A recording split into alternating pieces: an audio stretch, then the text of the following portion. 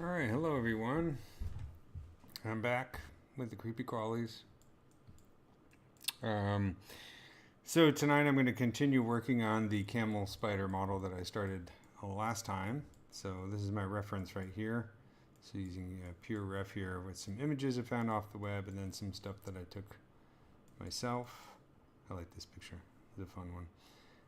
This is kind of a mishmash of various species, so at the moment I'm kind of just blocking up the basic version, and I just started working on the head a little bit. So these are just all the parts that I blocked out last week. Looks a little goofy, a bit on the cartoony side, but that's okay. We're gonna work on making it a bit more realistic tonight, or at least work on a few parts of it. I'm gonna start again on the head, find a decent view of the head here, and hope that you guys won't have any nightmares from looking at this.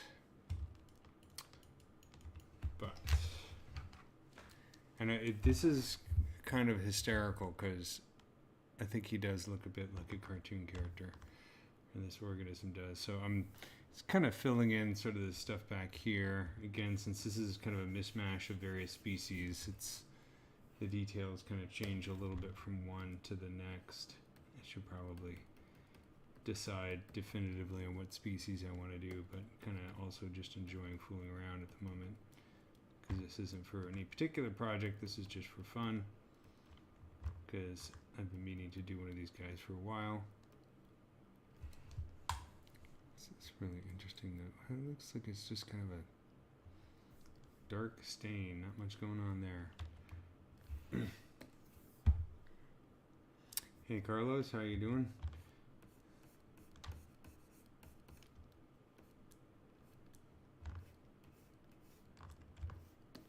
This is the kind of stuff I love, because it's like when you get into a final render, if you're using like, I'm using redshift. I'm back on the redshift wagon again, but I like building in that kind of translucency, so it gives it the realism.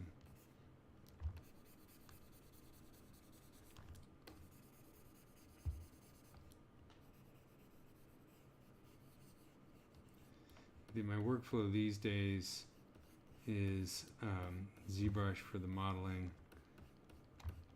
I'm going to do renders in Keyshot, and also Redshift for Maya. And I was doing Yeti for the fur, but at the moment my Yeti license is expired, so I got to renew that. Just been kind of lazy about it. I have to upgrade because I'm using Maya 2022 now. And then for texturing, I'm doing polypaint in ZBrush, and then I've been using Marmoset recently because I like exploring different software things. Okay. Also, Adobe kind of annoys the crap out of me, so I wanted to use something non-Adobe.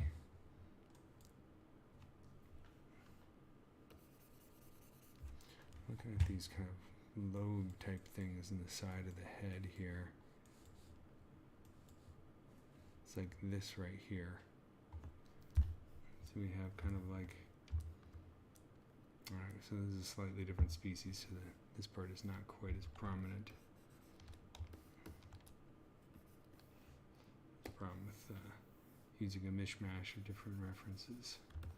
Also, sometimes when I'm doing this, and I found out the hard way when I was working on a green bottle fly for a project,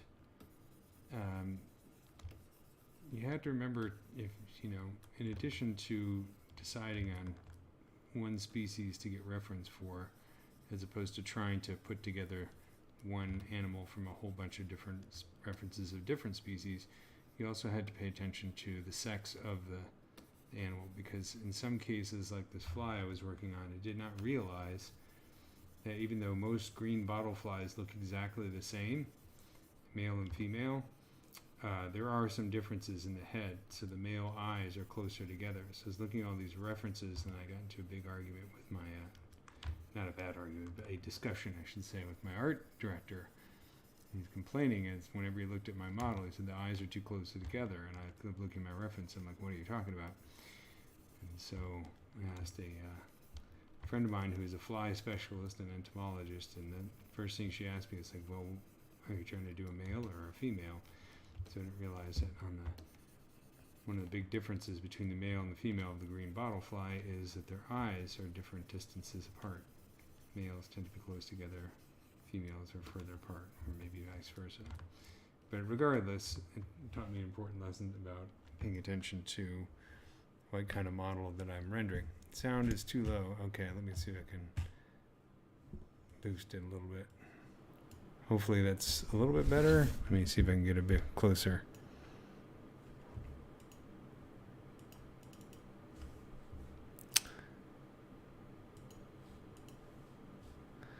All right, hopefully that's a bit louder.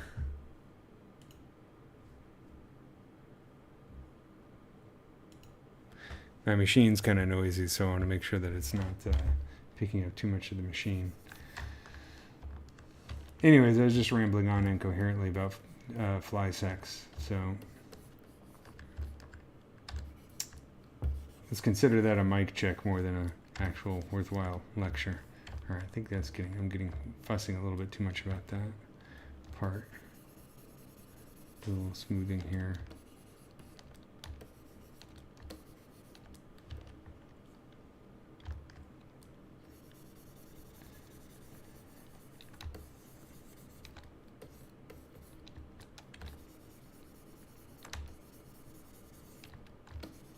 Okay, now I adjusted the volume, then I stopped talking.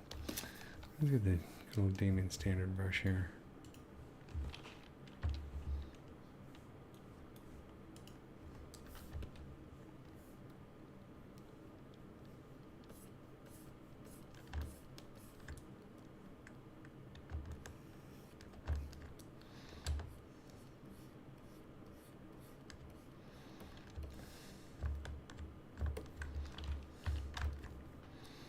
I think the eyes need to be smaller and kind of like, forgive the phrase, kind of bugged out. Kind of like this. I mean, these eyes are probably nothing more than just light sensors. They probably don't form much of an image. So it's more about the personality than anything else. But I want to make sure that I get it, still get it right.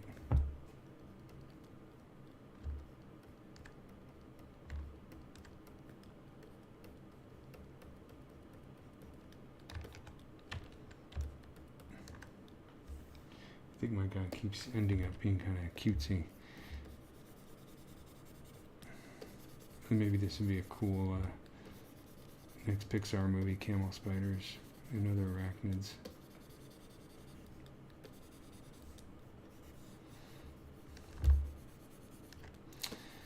A follow-up to Bug's Life. Maybe it can take place in a dank cave with all these weird arachnids fighting over bat poop or something like that. I think the kids will like that.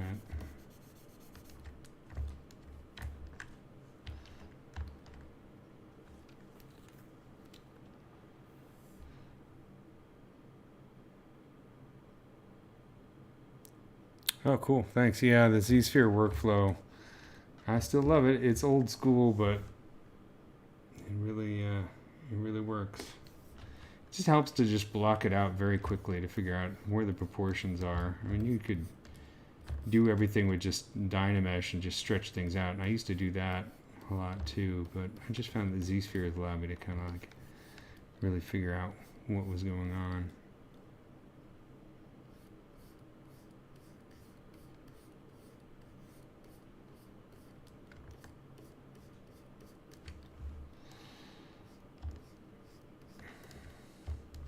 I think ZSphere is probably one of the oldest tools in ZBrush, one of the things that makes ZBrush very unique.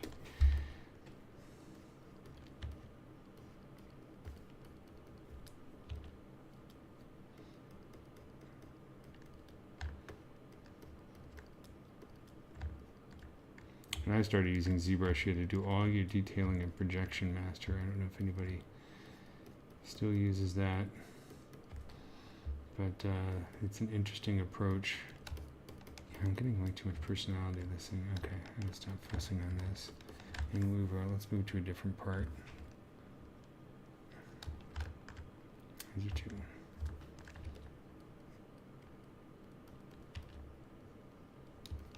It's starting to look like pornography.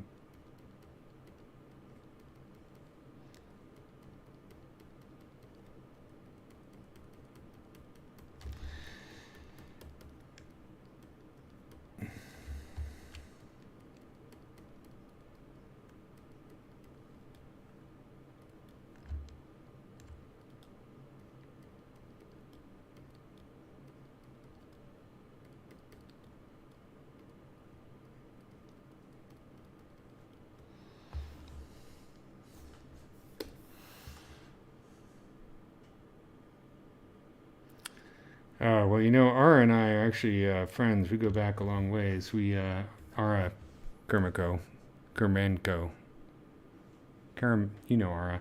Anyways, we took Gnomon classes together back in the day at ZBrush. So we've been friends for a long time. He's a really great ZBrush artist, and I like he's very dedicated to his own style, which I think is cool. But yeah, we go way back. He's been a ZBrush artist since the days of Projection Master. We took Maddie Spencer's class together at Gnomon School of Visual Effects in Hollywood. That's how I met him, and we've hung out many times and that kind of stuff.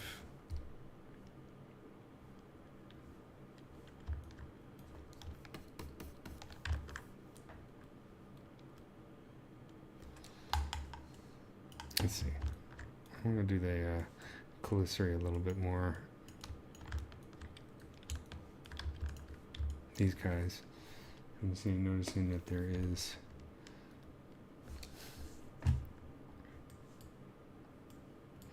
trying to make sure that this is all one piece. It looks like there's a change in roughness value. So the specular highlight is shiny right here and more diffused down here. But I want to make sure that there's not like a separate part that I'm missing. So let's take a look at some of the other references, because you can see there's kind of a membrane. So there is kind of a membrane there. This is kind of nice right there, that kind of detail. I got to stay away from it though, because I'm obsessing over it. So yeah, okay, so these are some nice images right here. We can see. So do I make that part of this, or do I make it part of this? I don't know. I think I'm going to make it part of this. So let's do this. Let's take the SK cloth and kind of create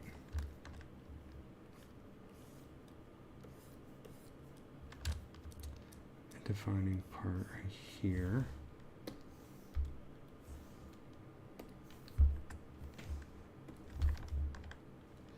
And take a clay brush, just kind of fill in the space behind it.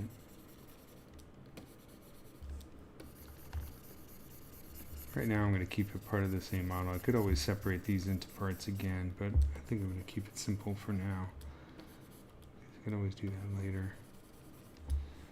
Extract or something like that.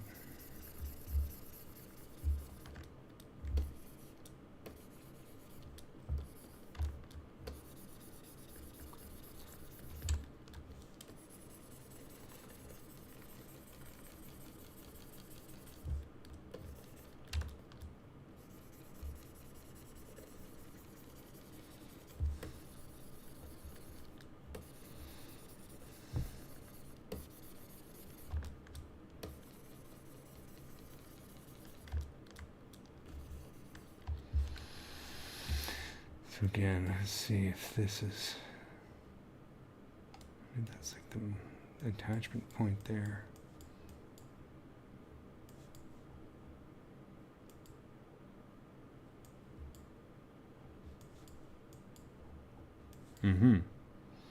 So we can see, I'm guessing this is the inside here, so it looks like that there's a muscle that attaches in here.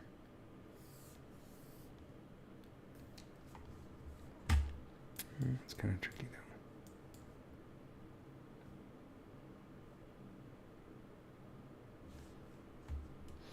though. Might be that my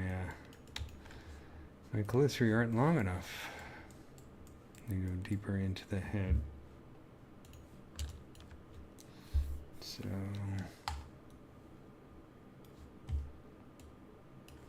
go down to the lowest subdivision level, maybe move this back a bit.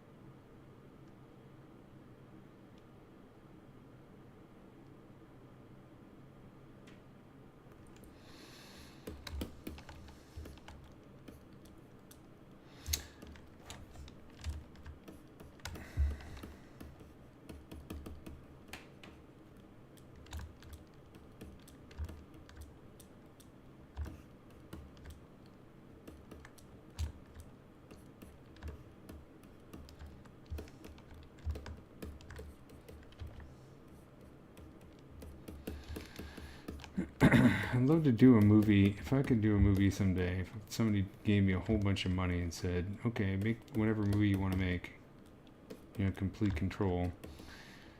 Right now, my favorite idea for a movie would be to do a CG history of the evolution of spiders.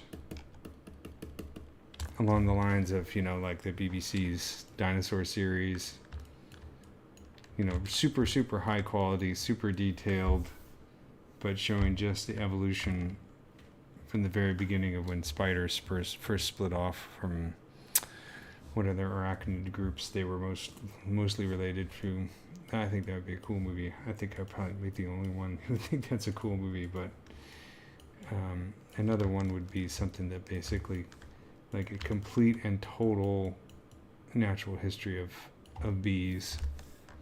Like a series of movies going all the way back to their first appearance. That would be really cool. But I don't have any money to do that or time. But you never know, maybe someday.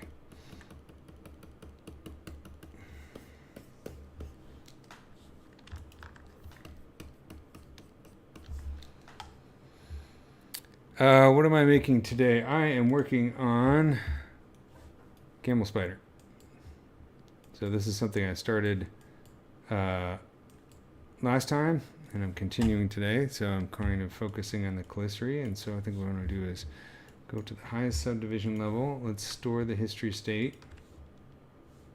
No, I'm going to store this history state. Thank you. Okay, and then I'm going to go and do, since I got it all stretchy from pulling it back, I'm going to do a quick retopo. Just do the same number of polygons just to remove some of that stretching. Here we go. Now I subdivide. Project history.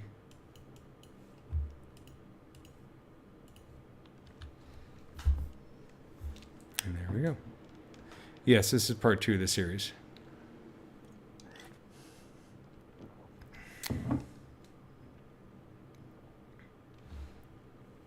Oh yeah, moths are cool. I've done a few butterflies, but I haven't really done a good moth yet. A lot of bugs out there to do. I have a very long wish list of bugs I want to do. This one's been on it for quite a while.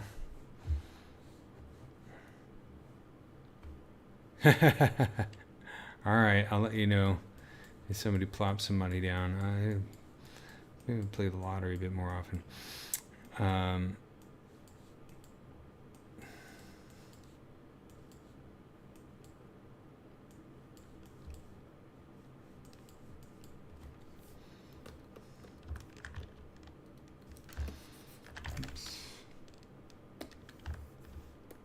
Okay, so how far do I want to get into this? I'm just kind of digging this one view.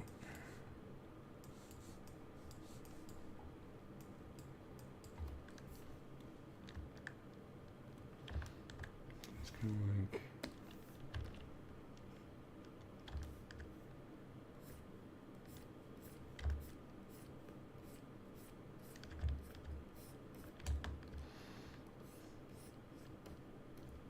And it looks like this is the point where the muscle actually joins the inside. A little bit hard to say because it might be open a little bit. But it's a cool looking form, so I'm just going to go with it. We're saying it could happen, so I'll have to change it later. But this is the kind of stuff I like. So I want to make sure we get this ridge in here. So I'm going to do this.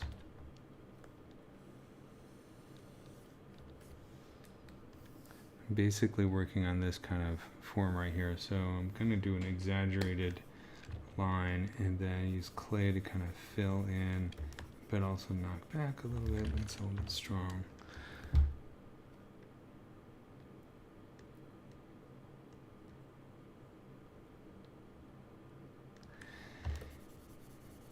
Yeah, I mean, the nice thing about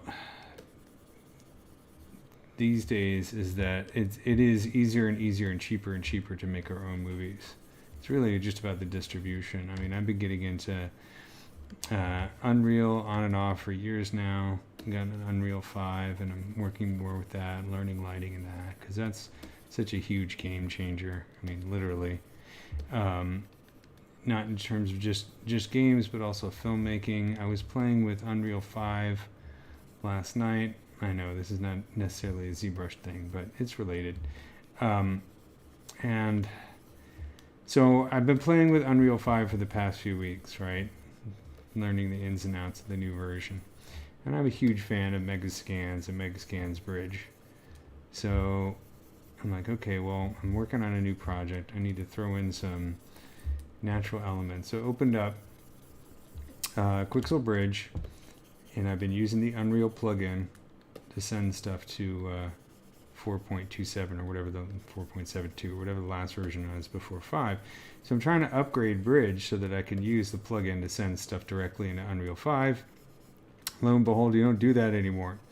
So I was looking online, and there's some videos that Epic has made about how the Bridge is now just part of Unreal. So you just open up Unreal 5, there's a button, opens up a version of Bridge, you know, once you install the plugin and everything, right inside Unreal, and now you're just dragging and dropping. Just literally drag from Bridge onto your Unreal scene. It imports the models, the textures, sets up the master shader for you. I think it actually even sets up an instant shader. It just does all the laborious stuff. So now it's like even more like the Star Trek holodeck. I mean, I don't think that's even much of an exaggeration, because you're just literally dragging and dropping plants and trees and rocks and whatever that's in the Megascans library, and it's all free, you know. So that is a huge deal. It makes, you know, because any videos that I make, I like to have as much natural elements in it as possible, and I tend to go towards realism as opposed to cartoony stuff, or quasi-realism anyways. So that's awesome, man. That just makes my life, it takes a lot of the tedium out of doing the animation stuff, and I can just focus on the bugs, the main characters, and the story, which is the whole point of it. But it's really incredibly revolutionary, that technology, but not just the technology itself, but the way that it's implemented. You know, in a way it's kind of sad because it makes CG more like flower arrangement more than it's ever been. But at the same time, it eliminates a lot of those barriers that keep us from being able to make really interesting films. You know, I'm not going to be making a space opera because it's already been done. I don't hold it against other people. If they want to do that, that's fine. But I don't find it interesting to reinvent the wheel constantly over and over again. That's why, you know. So, and I also think that, you know, it's my belief that I still hold on to, although some days the belief is tested, that this kind of technology is an excellent learning tool for teaching people about biodiversity and all that kind of stuff, and science and that kind of things. I mean, it's dangerous because it's also allows you to mislead people, and people do that. They make really crappy animations or make really good animations, but the science is terrible. So I'm trying to find a way to increase the quality of the science and the animations at the same time. So like I've been doing, you know, CG since 1990, professionally since 1998, as a hobbyist since 1996. And my first jobs in CG were all science related. And so I came from this world where basically you had, you know, all, and it's still like this a little bit.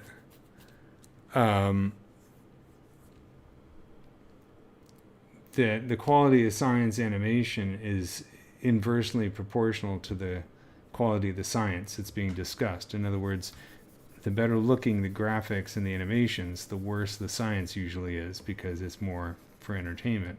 That's changing a lot more recently, but for a long time it was really a huge issue.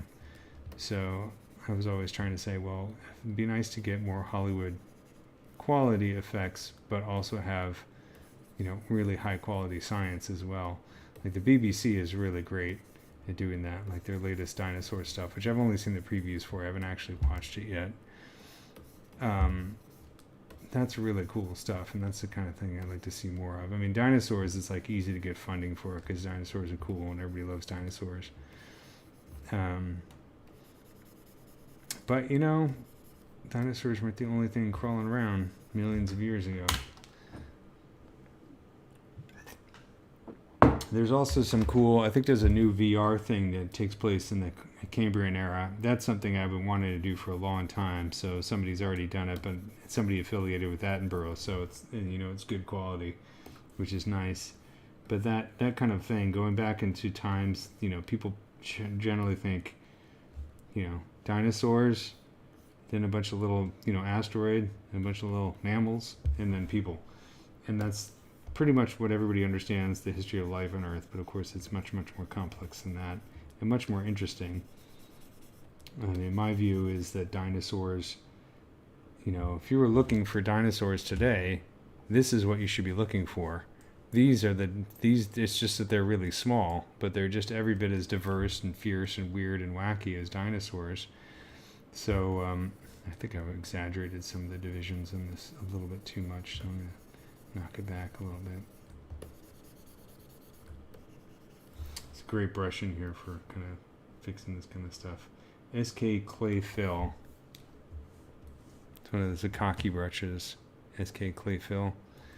It's wonderful for kind of just smoothing this out.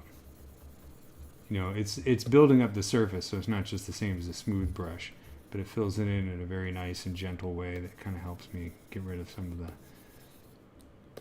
bumps I don't want. I mean, I like to have things to be somewhat lumpy, because I mean this looks really smooth and perfect, but I really want to have just a little bit, a suggestion of forms underneath, even though this might be a bit exaggerated. It's kind of like, you know, doing an exaggerated form of human anatomy. As I work on it, those forms are going to become more and more subtle, more and more knocked back, but they usually start out fairly exaggerated, because I don't want to lose the structure. You know, this kind of structure and this kind of structure I think are also important, even though there's a gentle slope over the top of it. If you look in some of the other pictures,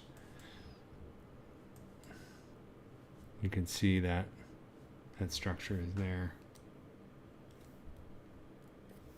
This, let's bring back.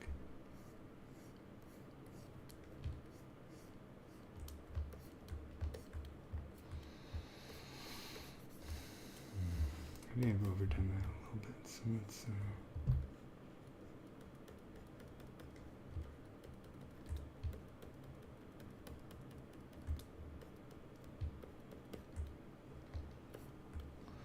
yeah, I used to be a big Mac person, but these days I switched over to PC a few years ago. I just got tired of not having the ability to use the latest technologies. I know the new Macs are supposed to be really great, but I always kind of feel like Apple kind of abandoned artists a few years ago.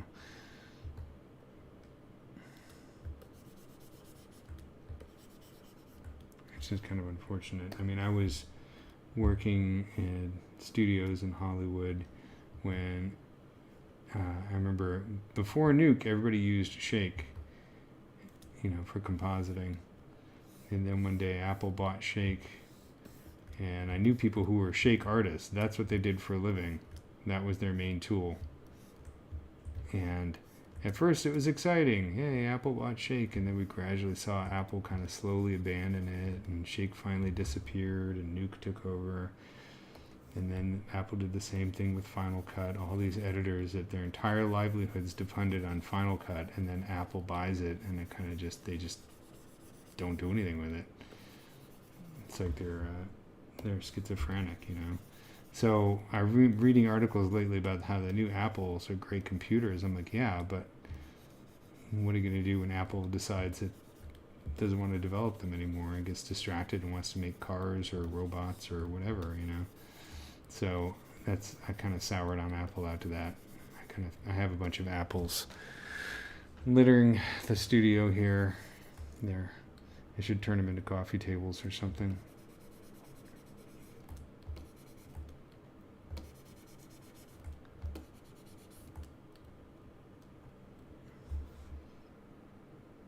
I'm not like a huge Steve Jobs fan or anything, but I can't help but think that if he was still around, he'd still be developing stuff for artists on some level. Maybe I'm being naive about that.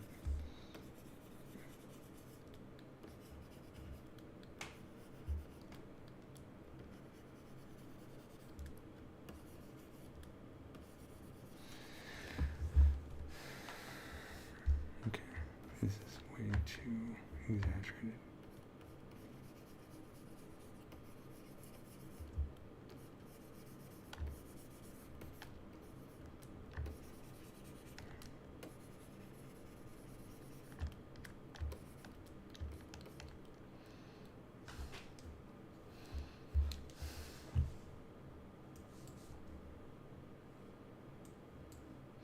So is this a division or is that a hair? Let's take a look.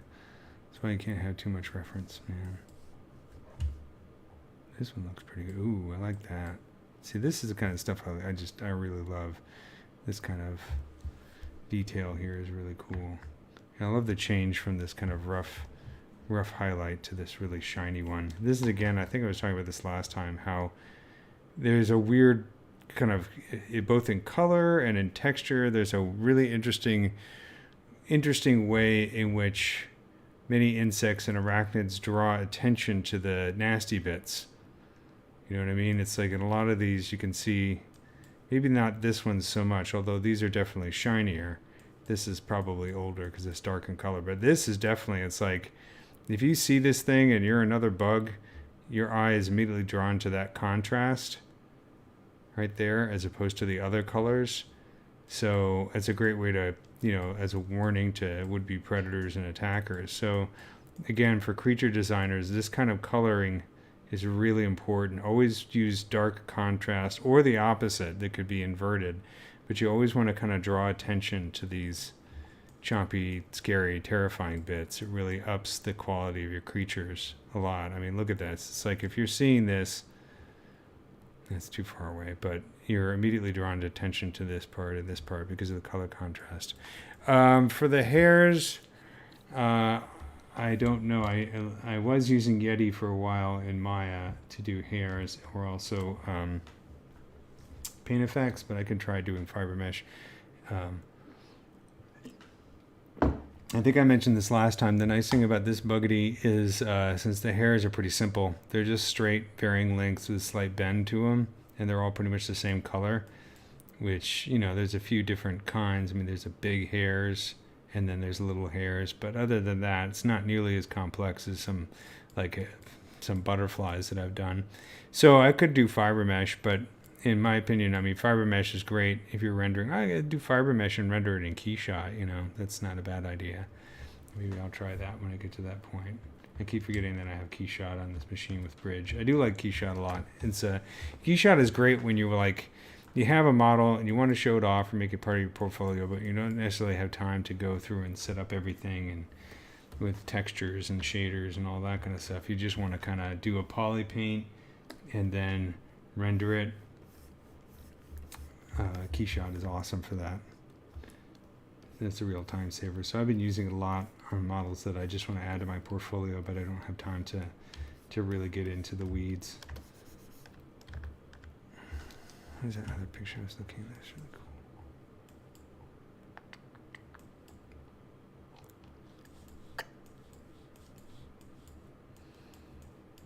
I get distracted and I forgot which one I was looking at.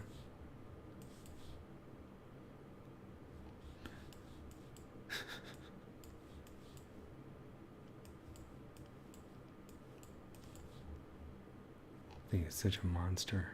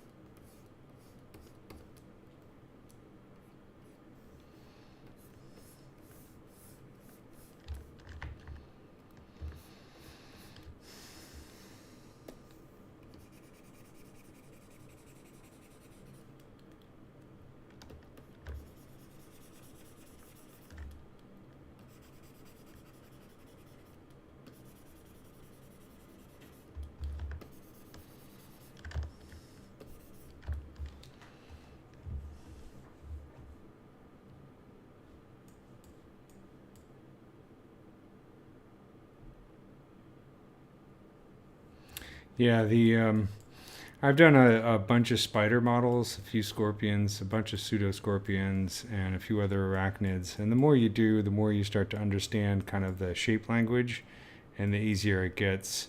I had the same issue. The first few insects I did, whether it was something I was trying to do realistically or some kind of design I was trying to make up, it took a while. It took a while to really get it down, to understand, you know, the way that these things work in nature. And so yeah, the next few spider monsters you do, each one will get better and better. But it is always nice to look at non-spider arachnids for inspiration. I mean, my favorite is the amblypygid. Vinegaroons are also really cool to look at. It's kind of funny because I have a lot of books in my library, and sometimes I forget how many I bought. Every once in a while I'm like looking, I'm like, I wish I had a book on spiders, and I look at my bookshelf and there's a book on spiders that I bought years ago and totally forgot about. Or either that or somebody's granting me wishes, and maybe I need to start wishing for money out loud near the bookshelf. But so far it's only worked on spiders, books on spiders.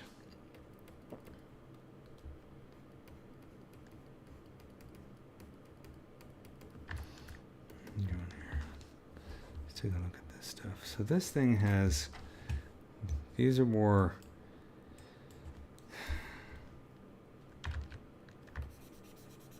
these are actually more like crushing teeth than they are anything else. What's up with that?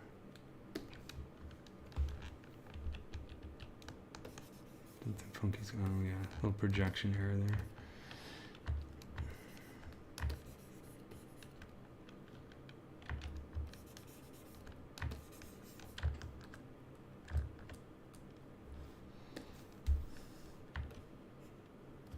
I like how this is kind of going up a little bit in terms of the slope.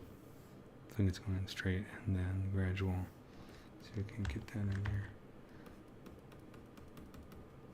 I just like the forms of these things. I always think they're really cool. It's also good to do bugs. Like, I haven't done spaceships in a long time, but I like to model the occasional spaceship. Do a bunch of bugs models and then try modeling a spaceship. You get some really cool ideas. But it's important to actually go through the process and model a bug so that you start to see things like this more and more, like that slope. I'm doing a crappy job of it, but no, that's better. But it's the kind of thing that you don't necessarily get just from looking at pictures, you know. But actually going through the process and sculpting it and trying to be as faithful as possible, you're just teaching your brain to really see these things more and more, and then you can start to use that kind of stuff sort of subconsciously in your own designs or consciously. One artist that I know who's a friend of mine who I think is really cool, and a lot of you guys probably know who I'm talking about, is John Mahoney. John Mahoney is such a crazy artist, and he's wonderful. He's a wonderful person too. He's worked for Disney. He's been in the industry for a long time, and he's also a teacher. But he actually took my class when I was teaching ZBrush at Noman. He took my class twice. He's the only person I know that took it twice. So yes, I am bragging about that, humble brag. But he is a great artist, a much better artist than I am, because he's just been doing it for a really long time. He's a very creative person. But he has an incredibly identifiable style. It's very, very crazy, surreal, over the top, robotic kind of stuff. And it's just because he's spent years and years and years, he's put in the hours doing all sorts of different styles and exploring all different ways to do art, and it kind of shows. But it's a process of going through and actually doing it that makes a difference. And you can see it in his stuff.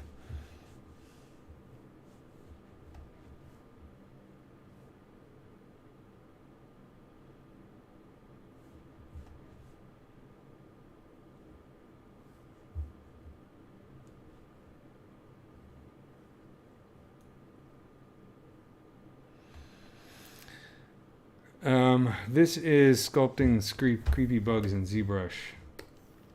You might be looking for another Twitch channel. I don't know, but this is definitely sculpting and not drawing. I'm a 3D person. I'm not crazy. I don't like to share my drawings with other people. I'm too self-conscious about that kind of stuff. I don't like the process of drawing very much.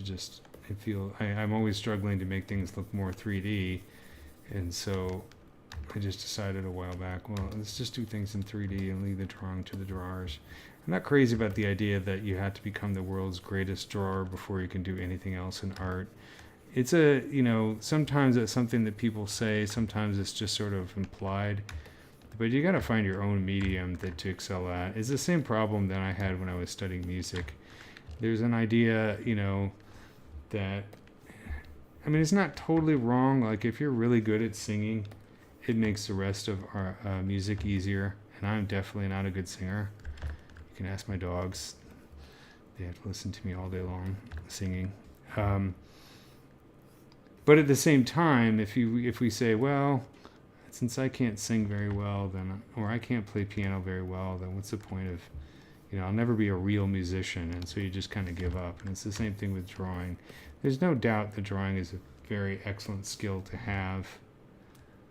There's no doubt that it really helps you to see, but it's not the only way of seeing. And I think if you're not great at drawing, or you don't enjoy drawing, you've done it, and you're like, okay, I get it. It still shouldn't stop you from exploring other mediums, in my opinion.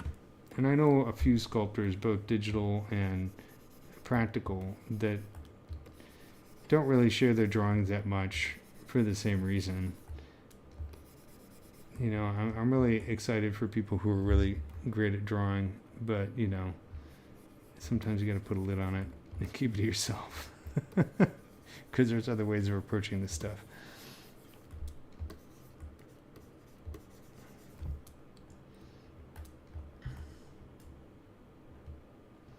I don't know if it's looking realistic, but it's looking cool.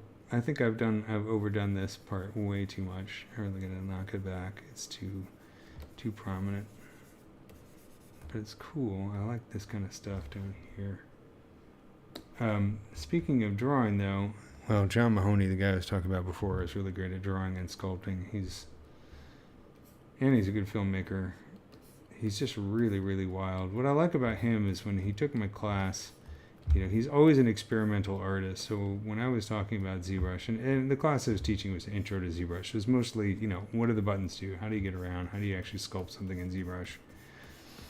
And I would talk about things like 2.5D illustration and all the weird stuff that's in the guts of ZBrush that nobody really uses very much. And so I'd be like, nobody really uses this.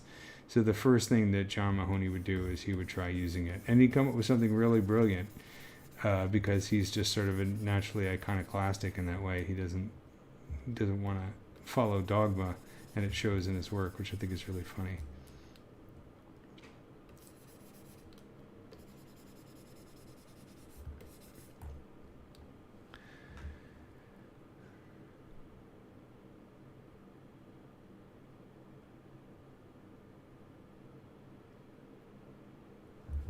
That's kind of interesting. Yeah, you know, my brother does that. He uses ZBrush, and every time he talks about using ZBrush, he's like, well, I did some drawing today. I'm like, what do you mean ZBrush? Same thing. I'm like, all right, whatever.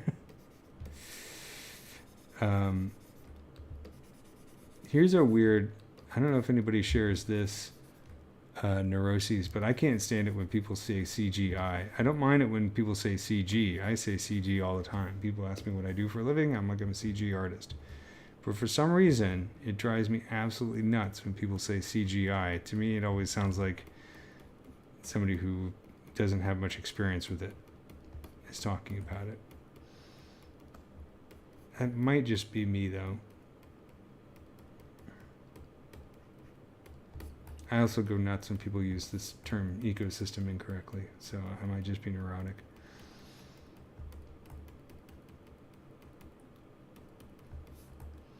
What am I doing? I don't think this is right at all. Sorry, I got distracted there. Let's fix this. This looks stupid.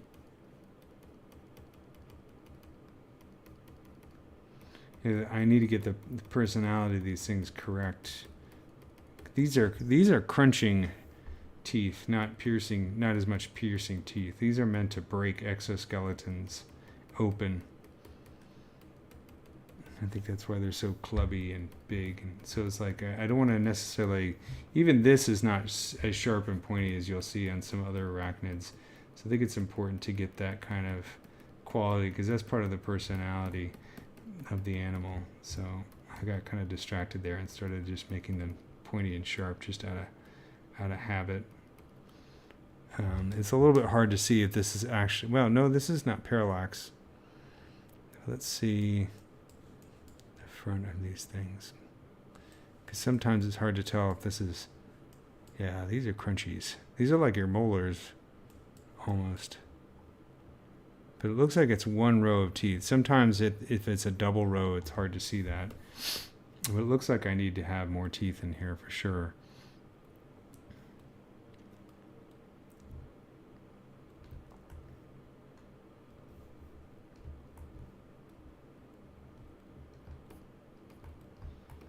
So what I could do,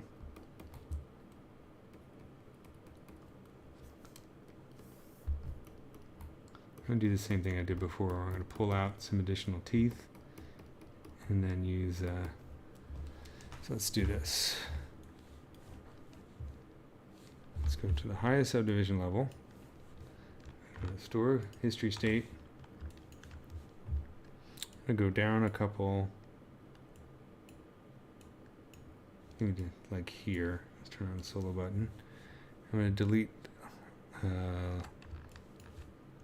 lower and higher. Let's remember to save the model. And let's pull out some additional teeth using good old Sculptress.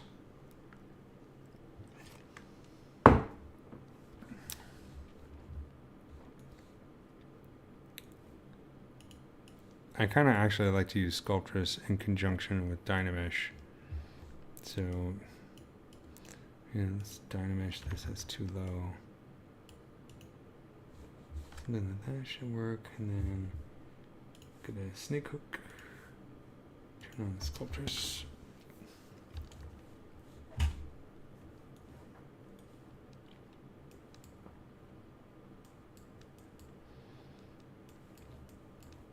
You can see how they're a little bit, each one is a little bit different in terms of the number of teeth, so I don't have to get too hung up, because it looks like there's enough variation.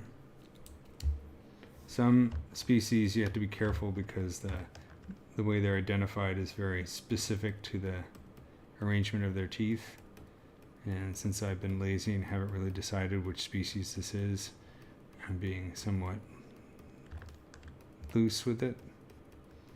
So I'm kind of just picking the ones that I like, but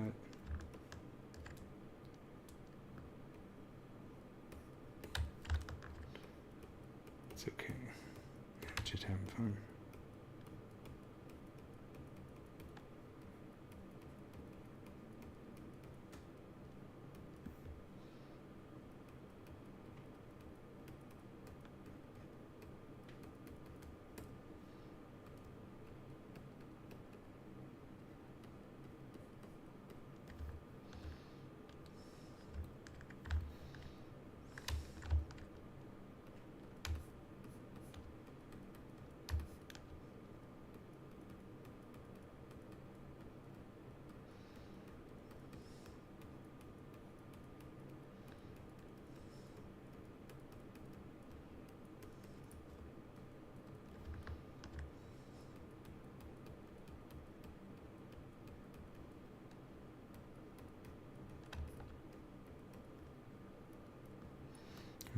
small, big, small,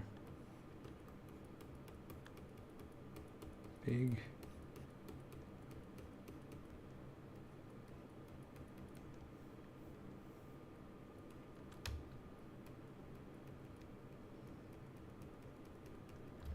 And then small, small, small, small, small.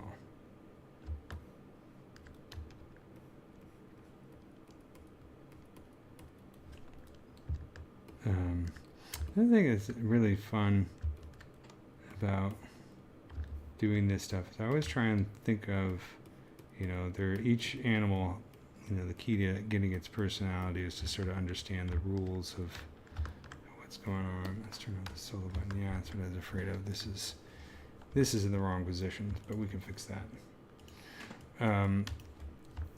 You know, so it's like you want to sort of figure out what the rhythm is. I mean, this is kind of like, if you look at this as like a rhythm in terms of like musical notes,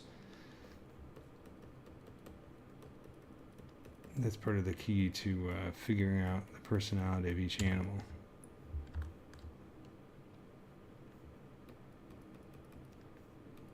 Quarter note, half note, quarter note, half note, eighth, and a quarter note.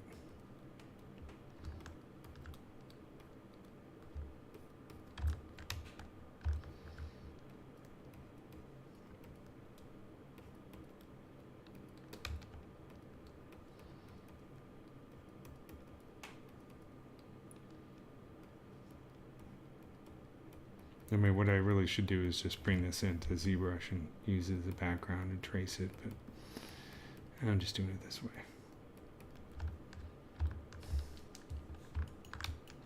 I feel like this could be a sharper angle too.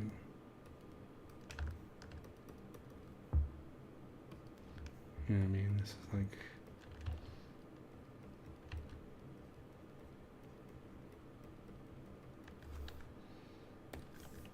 This is probably more of a color change than an actual change in form, but I'm using it as a guide.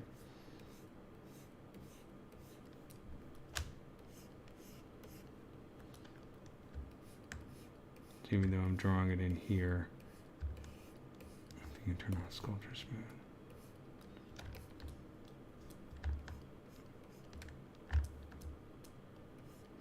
So I guess we're probably not going to be using the history projection because I've changed it too much. That's okay.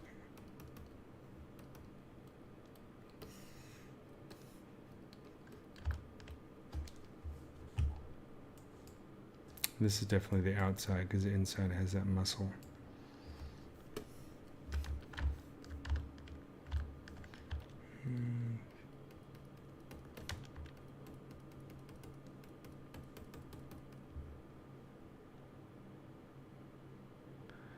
When should you switch to subdivision rather than Dynamesh?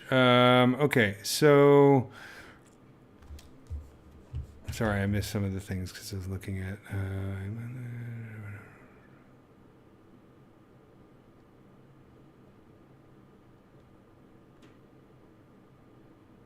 So in terms of Dynamesh and subdivision, this is a really good question, and it's something that a lot of people struggle with. So there is no hard and fast rule, and ZBrush is really a very non-linear tool. So in other words, you don't have to necessarily take a particular route and follow that route from beginning to end in one direction.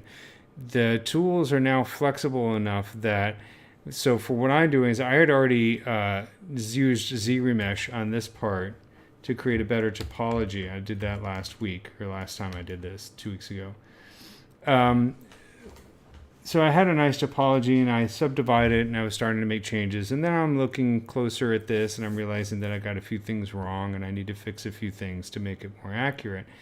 So, and in this case, especially since I had the wrong number of teeth and I need to add teeth, then the easiest way to do that is rather than futz with my ZBrush topology and try and stretching polygons, I can take advantage of Dynamesh to just pull out the geometry or Sculptors Pro or whatever, and then you use ZRemesh to do retopology later. And if I wanted to, I could project my details using history projection. So my point being is, you can Dynamesh and then go to subdivisions and then go ZRemesh and the topology and then go back to Dynamesh and do so. You can do it as many times as you need to in order to get it right, because you can always use things like projection and ZRemesher and all that kind of stuff to get back to a decent topology from a Dynamesh thing. So whereas it used to be, I would start off doing a lot of stuff in Dynamesh and then eventually say, okay, now I've got all the forms where I want them to. I'll go ahead and retopologize it. Back then I would retopologize in Maya. And then that would be sort of the breaking point from the Dynamesh world, and I would go into the subdivision world and focus on that. But nowadays I don't get hung up on it as much because it's so easy to go back and forth. But as a general rule, and not a hard and fast rule, but as a general guideline, I would say I use Dynamesh or Sculptress or any of these non-topological methods to get the basic forms in. And once I'm to the form where I'm like thinking about tertiary detail, fine detail, bumps and all that kind of stuff, like, you know, this kind of detail as opposed to the larger forms, that's when I ZRemesh, that's when I use subdivisions, and that's where I sort of go to the subdivision route. But if you ever need to go back to Dynamesh to take advantage of how easy it is to re-Dynamesh the surface, it's not a big deal because it's so easy to bring back any of the forms that you lost before using projection or any other the tools that are part of ZBrush now. So I hope that's a good answer to your question. Yeah, you don't need to work linear. ZBrush is very, very forgiving. It's just a matter of understanding how the tools work and when they are useful. And then it's more like ZBrush is a big workshop as opposed to, you know, I mean, when I started doing CG, everything that we do take for granted now, whether it's ZRemesh or any of these things, was so much harder to do that you really had to plan everything in advance. So when I started doing CG, they were still making clay maquettes, scanning the clay maquettes, and then using like NURBS patches and other things to turn it to digitize it. So that's going back a really long way. So back then you had to have a definite plan for everything that you could do. You could do. You couldn't just start sculpting away and bashing things out because, you know, time is money and you're basically wasting a lot of money just screwing around in CG. So you had to have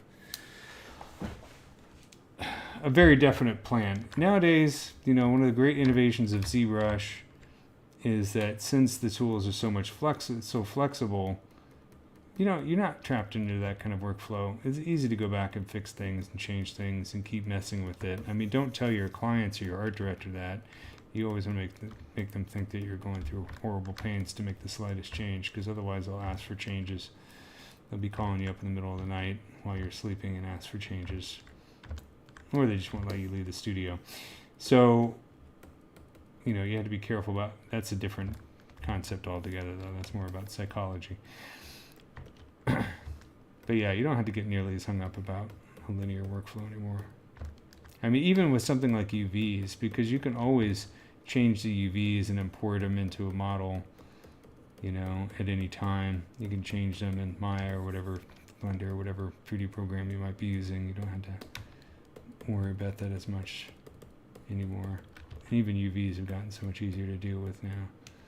I don't even break this. I used to be like, you know, doing taxes or something. It's just a pain in the butt. But now it's like easy enough that you don't really get hung up on it anymore. So here's a good point where I might want to think about doing a ZRemesh, just because I'm still kind of like I don't have this at all, this structure down here. So I really need to build that in.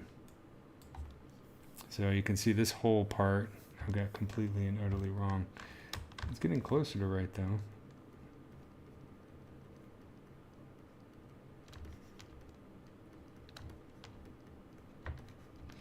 I always find it interesting to see how your vision of these things changes the more you work on it. The stuff that you don't quite notice at first becomes super important when you get into sculpting it out.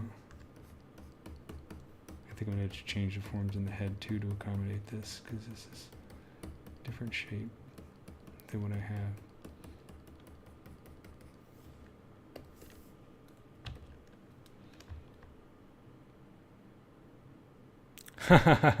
I forgot everything in that 2.0 shader video. Don't ask me any questions because I don't even remember it. The shader effect. This is kind of a cool workflow, but Unreal has kind of made it a little bit obsolete, I think. But that was a fun video to do. I have to go back and watch it myself because I forgot everything in it. I mean, I still use Viewport 2.0, but these days I'm using it with mostly with Redshift. Gnomon has a good Redshift video series out.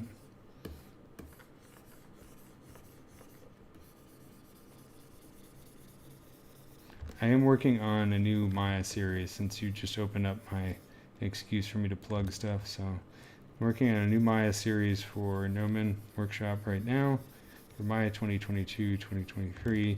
Volume 1's already out. Volume 2 is going to be out very, very soon. It covers polygon modeling and some animation tools. It's meant for, beginners in Maya. It's not beginning CG, but beginning in Maya. Just basically telling you how to use the software without going crazy or going too crazy. And then the third one that I'm going to do is going to cover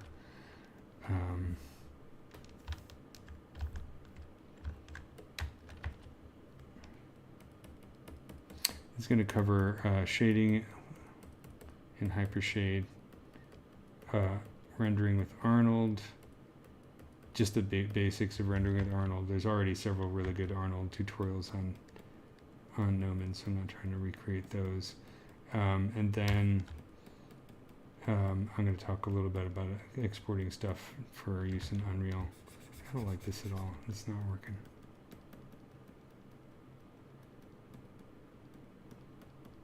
There's a... let me see if we can get this to work. I'm getting frustrated with dicking around here.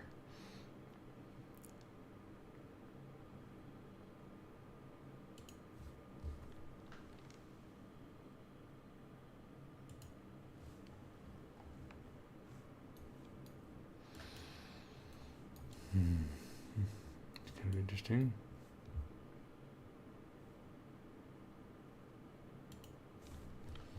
Okay.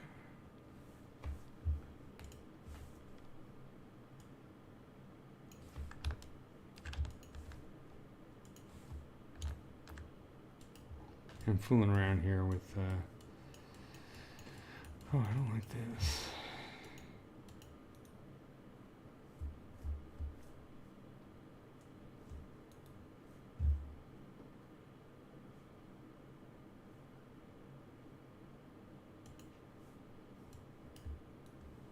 Okay, this is what I'm going to do. A little ZBrush cheat here.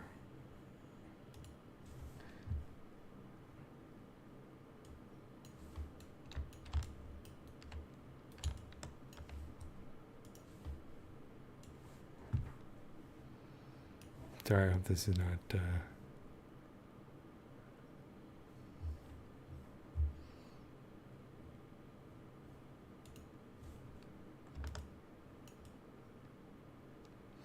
This time I stopped screwing around and actually get this right.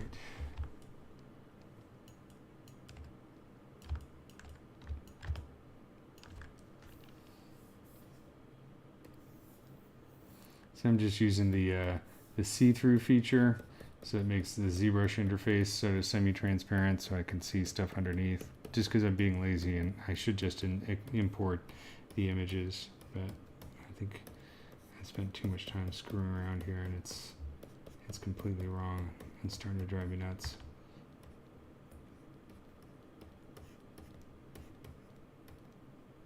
Yeah, look at this.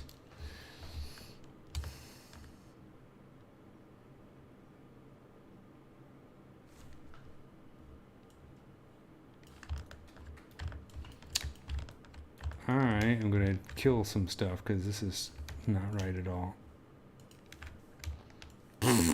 Gone.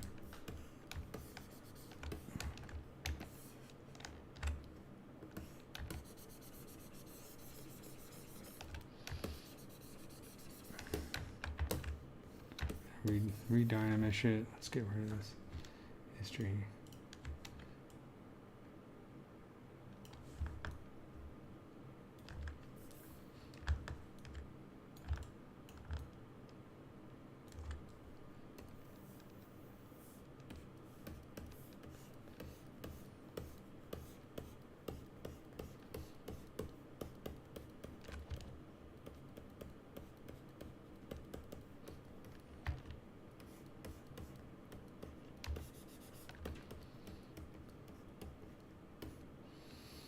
I used to work with this guy.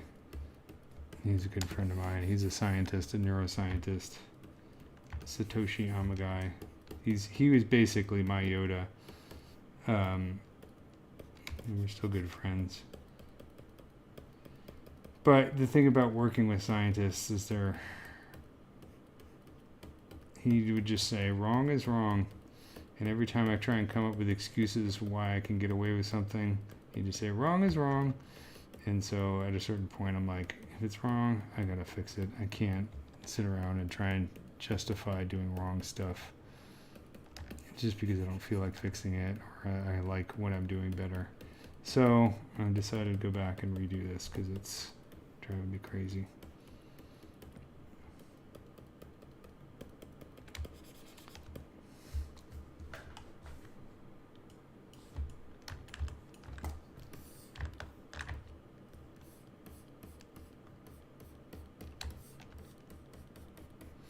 So yeah, I killed a lot of that work that I did earlier, but you know what? I'd rather have it be right. This is all sort of the process of understanding these forms anyways.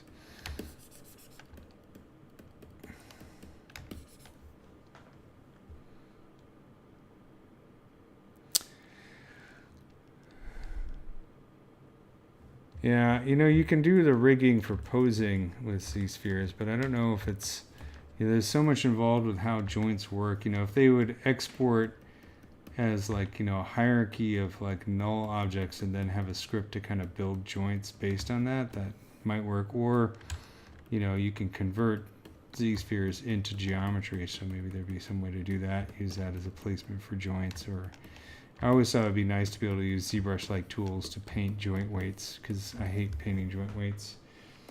I guess you could paint some textures or something, but that seems like it'd be more pain than it's worth. I'm gonna fill this in a little bit.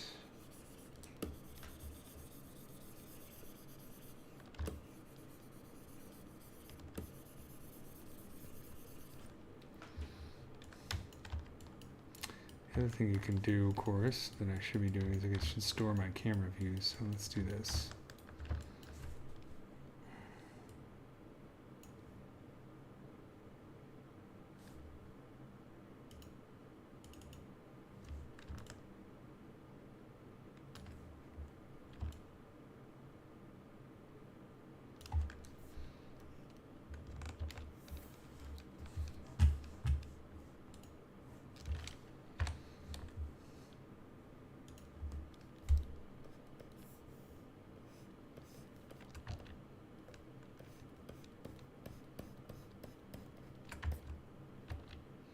And this is kind of why I like Dynamesh, because it can pull stuff out. I mean, it's the same thing with Sculptress. I'm just more used to doing with Dynamesh than Sculptress.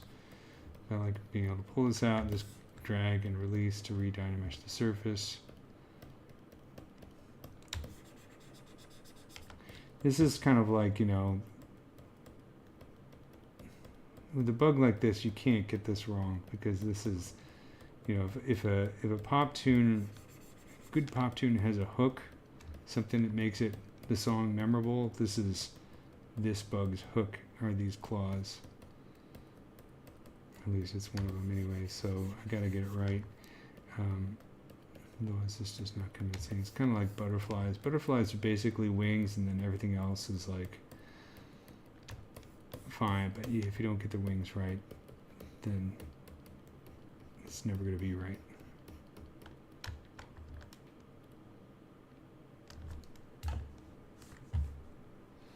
I'm going to go to the draw menu and store cam.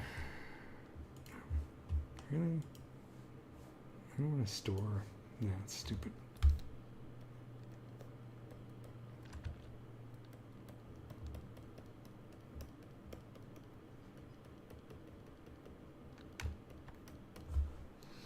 Okay, so now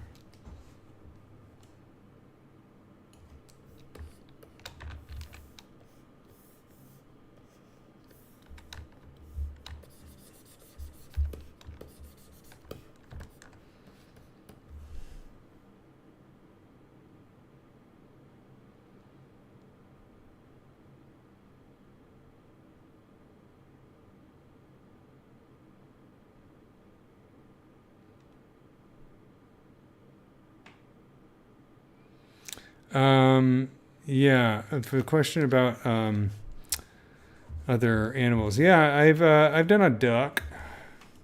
It was just my email.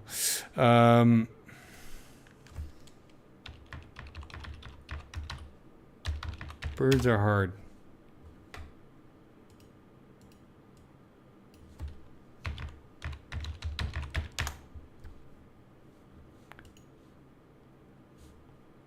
So this is my portfolio. So it's bluepatone.com. So yeah, I've done a lot of bugs, but I've done a few fish, and I did a duck a while back. There's a duck, a mallard.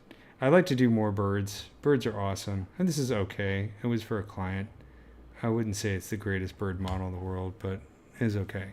I'd like to go back and do a better job of it at some point.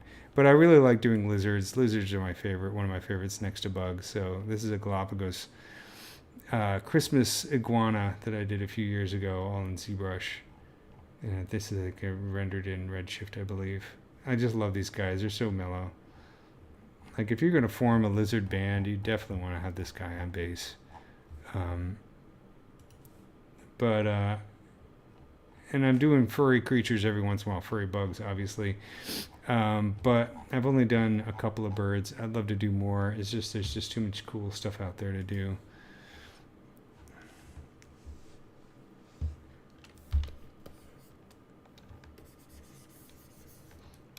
It's kind of like if bugs weren't, if I wasn't into bugs, I'd be into reptiles. If I wasn't into reptiles, I'd be into birds.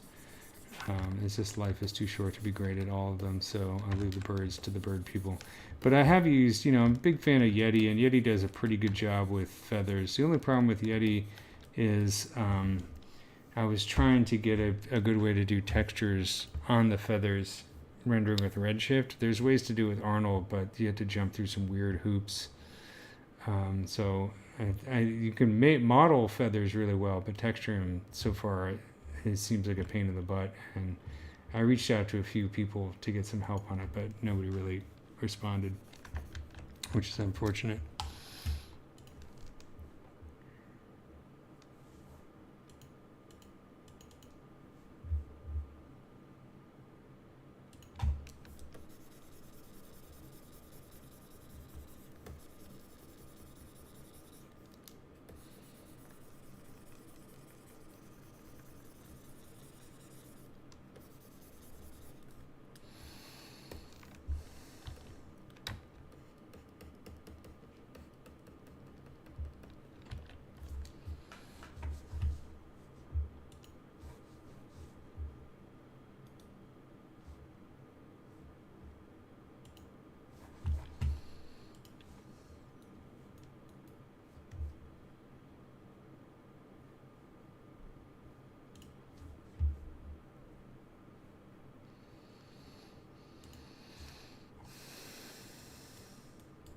Yeah, I've kind of like lost the form on this.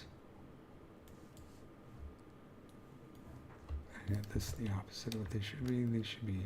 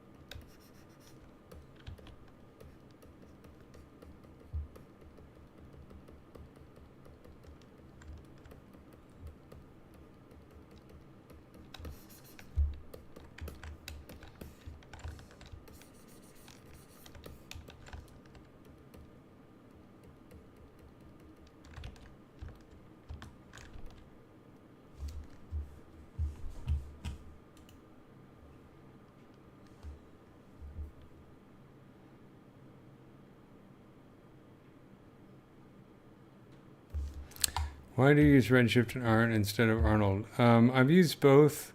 Redshift is faster, and I like the workflow. Sorry, I missed a few. I have sculpted my dogs. That's a mammal, and I've sculpted a few people. I like Arnold's okay, but it's like Redshift is so much faster, and it's very easy to use. I used Octane for a while, but I think Redshift is better than Octane. But I did say, I did a planetarium project that just came out, just got released last week at Griffith Observatory. And that was all done during Arnold, and it looks great. And I think Arnold did a great job. One of the things that Arnold was really good at was it has a great fisheye plugin built into it, so we could render for the dome without having to stitch things together too much. So that was super helpful. So I really like that aspect. And Arnold works really well with Maya. I just like Redshift better because it's faster. And I seem to have an easier time like making really big scenes with if I have to do like forest and trees, and instancing works really well. And it works well in both of them, but you can really have a heavy polygon model in Redshift, and it still renders really quickly.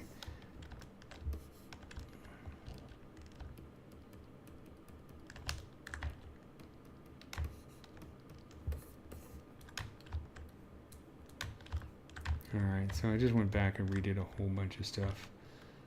So now I gotta get those teeth in, but it's all part of understanding what's going on with the critter.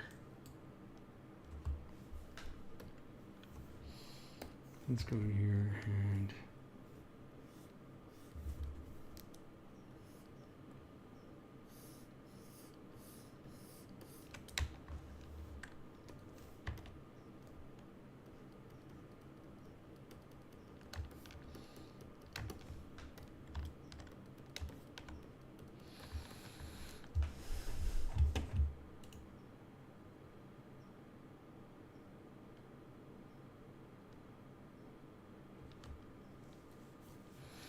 yeah, Houdini is really cool. I've taken some classes in it, and I use it occasionally. It definitely does a lot of things that Maya does better. But for me, I've been using Maya since 1999, so it's like speaking English. Are there better languages than English? Probably, but I'm not going to learn them until I actually have an opportunity to be completely immersed in them. And it's like when you're working in production. You have a certain amount of bandwidth that you can devote to learning a new tool, but at a certain part, it's like, especially in production, it's rare that you get a chance to actually perfect a tool on the job, especially when there are a lot of Houdini artists around. Like I used to do Maya Dynamics a lot. Maya Dynamics are next to Houdini. They're kind of pitiful now. But it used to be the only game in town because it took years for Houdini to actually get its act together. For a long time, Houdini was such a niche program that the only way to learn it was to study directly under another Houdini artist. Like there was just no good training materials at all. This is like back in the days of Houdini 8 or whatever, so a long time ago. So I was taking a class at Noman with X-Ray Halperin, who's a really great Houdini artist. Right at the end of the class is when they released the new version of Houdini that changed everything, that changed the interface, made it much easier to use. It's much more like a 3D package than this weird arcane tool, which was cool on the one hand, but the other hand is just like I just spent all this time learning it, and it's one of those things where I'm just like, I only have so many years on this earth, so am I gonna spend it trying to become master at everything, or am I gonna try and really get good at the things that I enjoy doing the most, which is mostly ZBrush. Like really, if I only did ZBrush, I would be perfectly happy. I use Maya because it's a tool that I use in production, and it helps me make my money, pay my bills. Do I love it? Nah, not really. It's okay. I don't have this brand loyalty to Maya. But if I have a day where I know I have to spend the entire day in ZBrush sculpting, that's a fine day at work for me. That's what I love doing. Even when ZBrush drives me crazy, I still prefer it to anything else. And I'm learning Blender and Unreal and all that kind of stuff, and I can knock around at Houdini a little bit. Problem with Houdini is, like, if you're gonna do it, it's cool if you need like a cloud or explosion or some procedural stuff or some instancing. But if you really want to get good at it to the level of other Houdini artists, you really got to spend some time in it and really learn it if you're going to use it in production. So that's my opinion.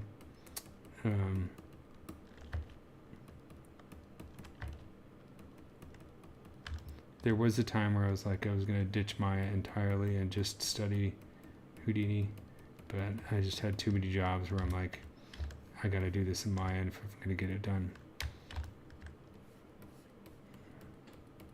It's the same issue that I have with Unreal. It's like I get really into Unreal and I learn it for a while, for like a few months or a few weeks or whatever, and I start getting comfortable in it, and then a job comes up where I have to do everything in Maya, just because of the nature of the beast.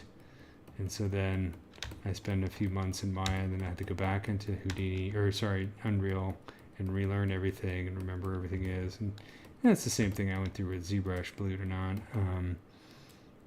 And a lot of new ZBrush artists are that way. They kind of had to kind of relearn it over and over again. This is the way life works.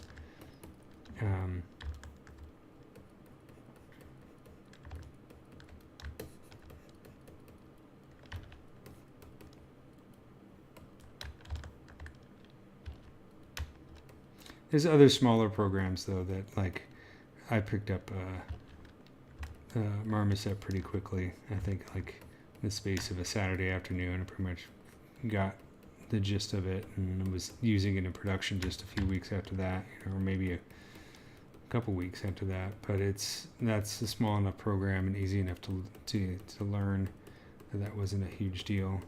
And the other one is that I'm learning right now is Speed Tree, which is just a hoot and a half. It's so much fun to play with. I don't think I've even opened up the manual to Speed Tree. I just started knocking around it, and it's reminiscent of using like Paint Effects or something like that, but much more intense. But it's also super easy.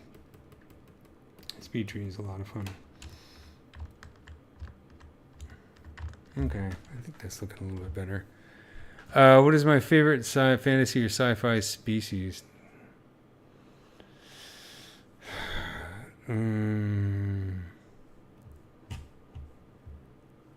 It's a good question. Okay, I'm catching up on questions here.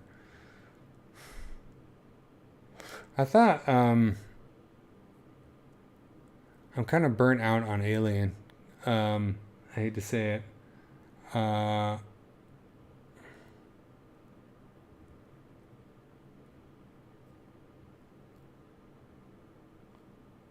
don't know. I'm going to come back to that one. I do the ZBrush streams every couple of weeks, every second Thursday. Does Unreal seem viable for 3D animation? That's a really great question. I think where Unreal is going to shine is as a substitute for other rendering engines.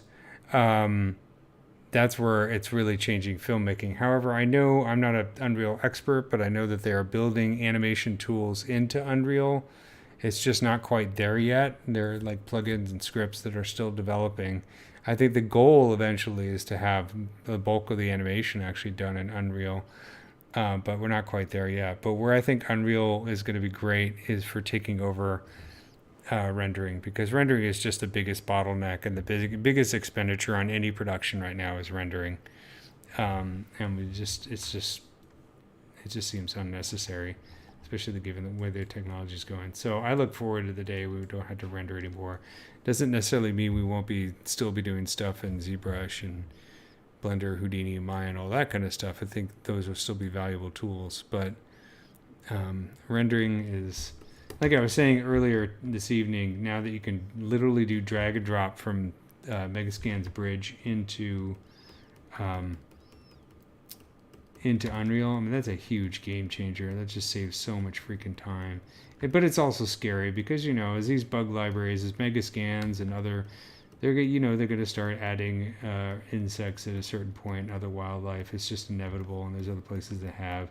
It's kind of unfortunate. It's kind of like getting 3D stock characters. Does it mean that character artists are going to have less work? Probably. But that's kind of true of everything in CG. Everything's sort of headed towards flower arrangement. I mean, look at the AI tools and everything they're doing. I haven't played with them yet, but I know a lot of artists I've seen, suddenly their quality, their skill, and their artwork seem to like jump overnight, and they were doing this amazing stuff. But it's like a lot of the AI stuff, I'm like, that's cool, but you are basically making yourself obsolete. But what are you going to do? It's like you can't, the problem with being a Luddite while at the same time being a digital artist, you can't really do that, because it's not like you could say, I would use the technology up to this point, and then I'm going to complain if it gets any more advanced than that. It's just the nature of the beast. But, at a certain point, the conversation is going to get ridiculously philosophical. So, there's good and bad in it. The main thing is, it's like, everybody in CG or everybody in production always talks about storytelling. I wish people would come up with better stories, though, because there's really only about 10 stories that people keep telling over and over again. And I think there's more possibilities than that. I think there's other ways to tell stories, too. It doesn't have to be a straight narrative.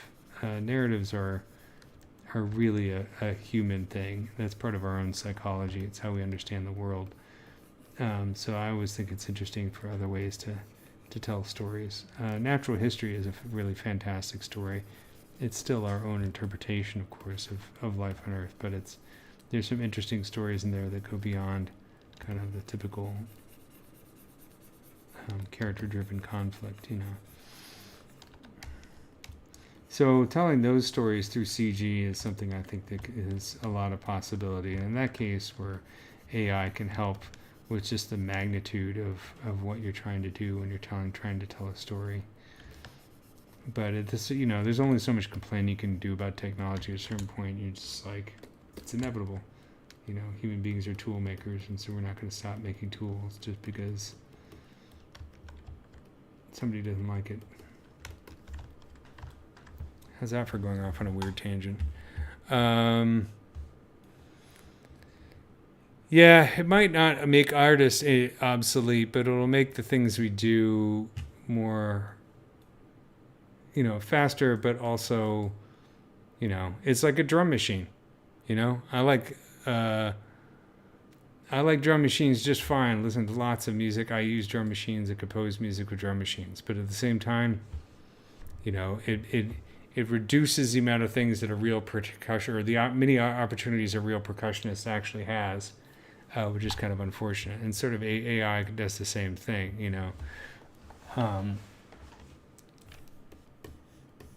So maybe as an individual artist, yeah, it won't necessarily make them obsolete, but as somebody who makes a living creating art, that's different. In that case, it really can start to have a serious and recognizable financial impact on what we're trying to do when we're trying to make a living in the industry. Other jobs open up. I mean, it's what everybody says, which is true. It's like you just have to constantly upstate your skill set. You can't really ever take a break from learning because the technology just moves too fast. And when I first started getting into CG, it was the late 90s, and CG was still new but very niche and very high end. The software was extremely expensive. But there were a lot of traditional animators that were bemoaning the state and saying we're all being put out of work, which is true. They're being put out of work by CG.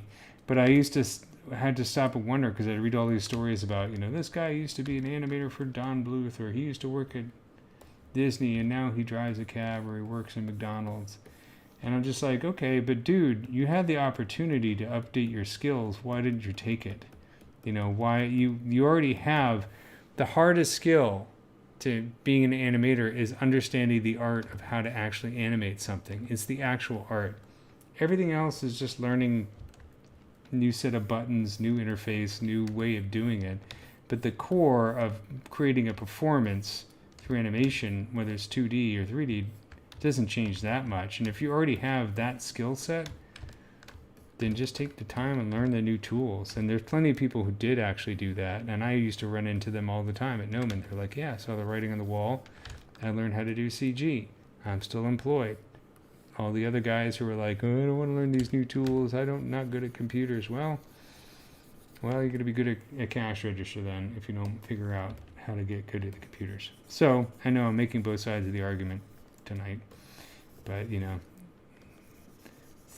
it's the old curse, you know, living in interesting times. So here's a good point where I'm like, Dynamesh is starting to work against me because, you know, I'm trying to smooth these things out. This thing is lumpy as hell, and I don't like these lumps anymore. It's much easier to smooth at a lower subdivision level than it is at Dynamesh. I mean, I can keep doing this, or I can re-Dynamesh it, but this might be a point where I'm kind of satisfied with the overall form. So I'm going to do a ZRemesh so that I can make it easier to smooth these things out, get some of those details in. So again, let's store a history state. I'm going to make sure it's the last history state. I'm going to control click on this. Actually, you know what I'm going to do? I'm going to go here to the very end and do edit, delete older, undo history, and then store this history state. And then let's go down here to ZRemesher. And then the other thing I'm going to do is go in here and do some quick polygroups. There's already some in there, but I don't like those, so let's do this. I'm going to do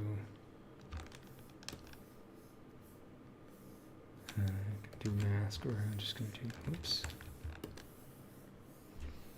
Lasso. There we go.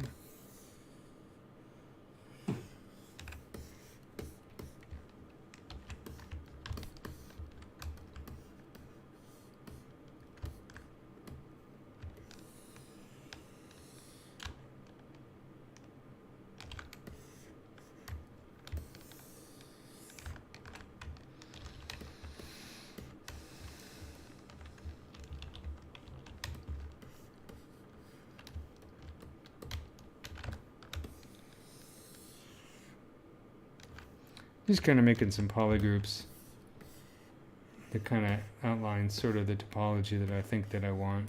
It's not, doesn't matter if it's not perfect. I mean, it's fairly simple form. I'm going to turn on poly this, and I've already stored my history state.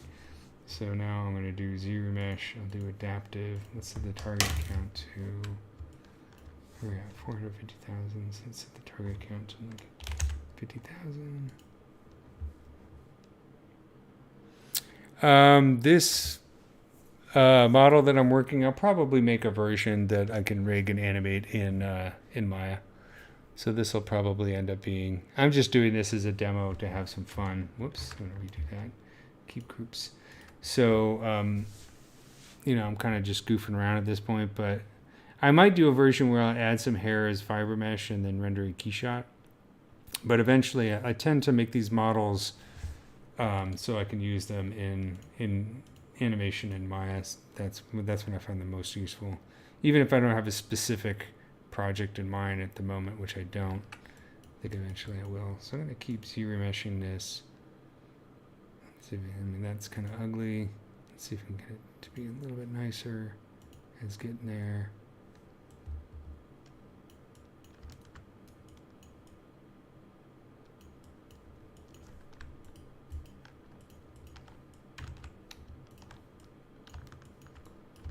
I'm going to do, let's do one more. That's too low. That kind of sucks. Let's do,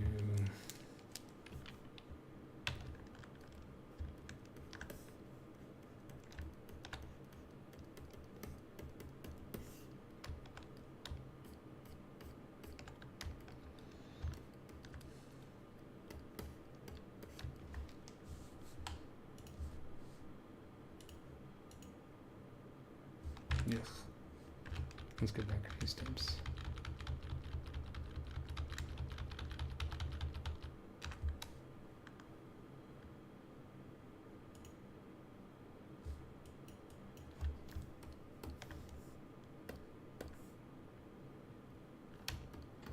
It's okay. It's not great. But I can always do another topology later.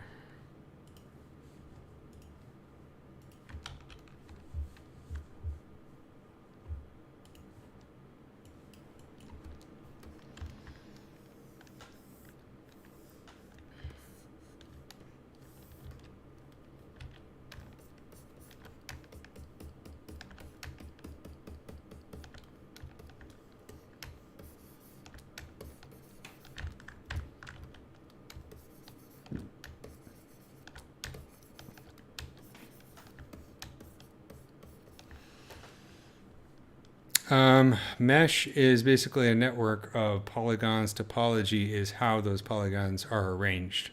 Does that make sense? ZRemesher is like the retopologizer tool in Maya, but it's much better. The retopologizer tool in Maya, I mean, I've used it a few times, and it's not there yet. ZRemesher is so much faster and doesn't error out, easier to control, in my opinion. I've only played with the retopologizer in Maya a little bit, but so far I've not been impressed. I've taken a few models and done their retopology. I mean, it depends on what you're talking about. There's a new automatic retopologizer in Maya that I think was introduced in like 2020 or so around there. That's kind of weak compared to ZRemesher. But then there's also Quad Draw, which is a hand retopology tool in Maya, which is actually quite good, and I like that. But that, like I'm saying, suggesting takes time to actually retopologize, whereas ZRemesher is just a single button click. In ZRemesher, you can usually just fiddle around with these settings and play with polygroups, kind of like I was doing before. And if you're doing something like a bug, where you don't have to the surface isn't going to deform as much as a human face, then you can get away with less than perfect topology. Depends on what kind of hurry you're in. This right here is kind of annoying me. Like, to get really the spike that I want, this is less than ideal. That kind of weird pinch. But again, I could probably fix it pretty quickly in ZBrush as opposed to the retopology in Maya. I mean, I've taken the same model and like tried to get the Maya retopology thing to work and had to sit there for like an hour, and it just errors out. Take the same model into ZBrush. ZBrush doesn't have any problem with it.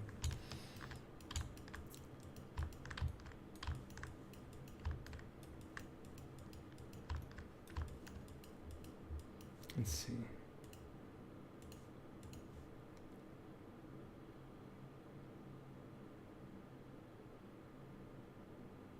Yeah, see, that's better. See, you just mess around with it, and then because I have that projection history, I can bring back those details when I need to.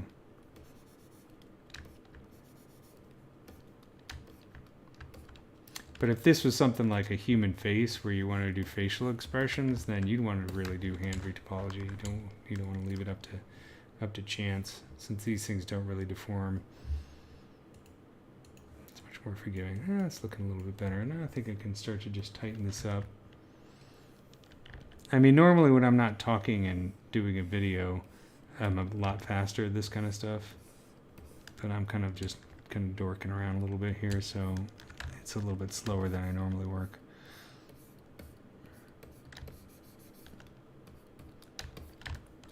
I mean, I kind of lost everything that I did when I started this.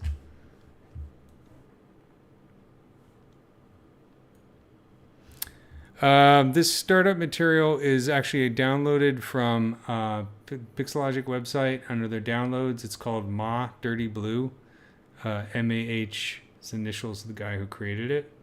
So it's kind of, I mean, it's really like a blue version of red wax, but better, because red wax, I don't like it, and it kind of hurts my eyes after a while, and it's kind of hard to see the details. But this is available for free download at pixelogic.com. It's a MatCap material.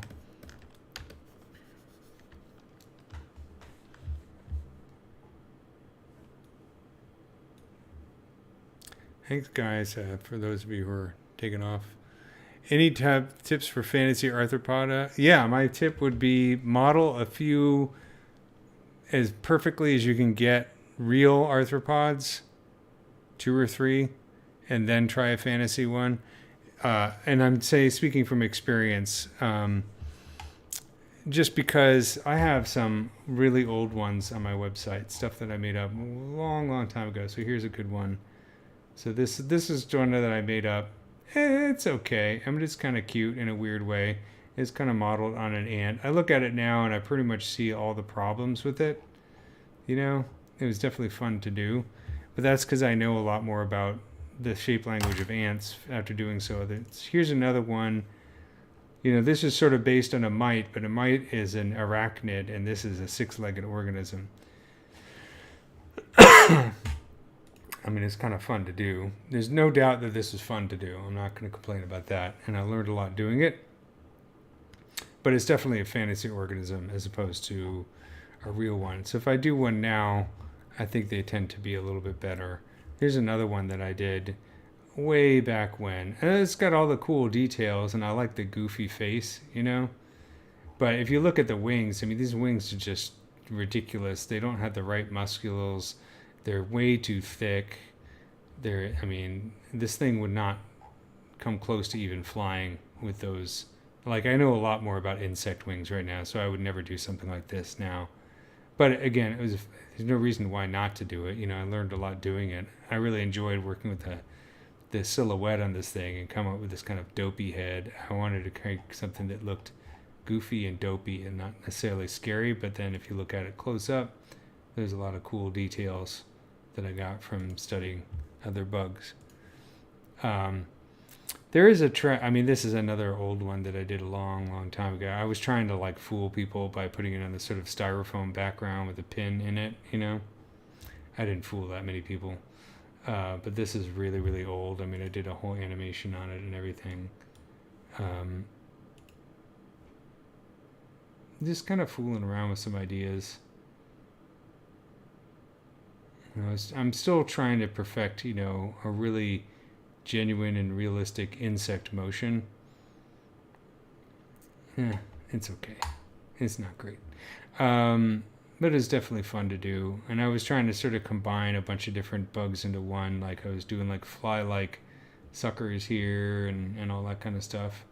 So it was an interesting exercise, but I haven't watched this in years, so I forgot how ridiculous this is. It's kind of fun. A little sucker going into a plant there, you know. But again, if I made it now, if I redid this now, I don't think it would be nearly as... This is too chunky.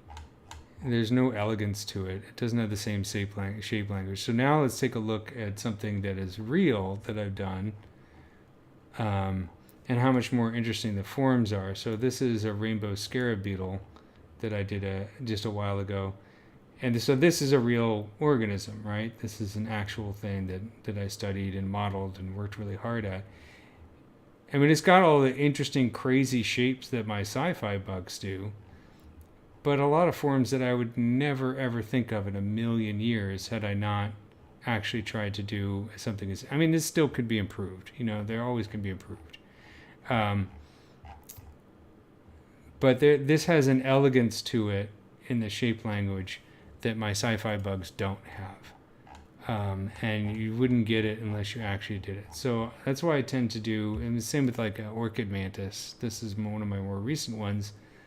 You know, I mean, there's just such a cool beauty to it. It's a mix of terror and beauty. You know, I mean, these things are terrifying killing machines, but they also look like flowers, which makes them pretty. And there's so much stuff in here in terms of the shapes and how these look like flower petals and the veining and the wings. I think the wings in this one could be improved. And you only get that when you actually take the time to actually try and make something that's accurate. This is a seahorse that I just did recently. So again, I mean, this model is very different from a bug, but it's absolutely crazy, and this is a real thing. You know, this is something that exists on planet Earth. That's something that always amazes me. Here's some other stuff. These are all real living organisms that I've modeled. So that's why I say the best thing to do is to do a bunch of bugs. Try and here's the one I was looking for. This is one of my favorites. You know, make it as realistic as possible.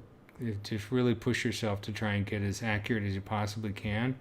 And then when you go to do a sci-fi bug, you'll have this library in your head that you can use for your own designs that you would not ever have otherwise. Does that make sense? Hopefully that's exactly. Trying to out-design nature is futile. That's kind of the thing that I figured out.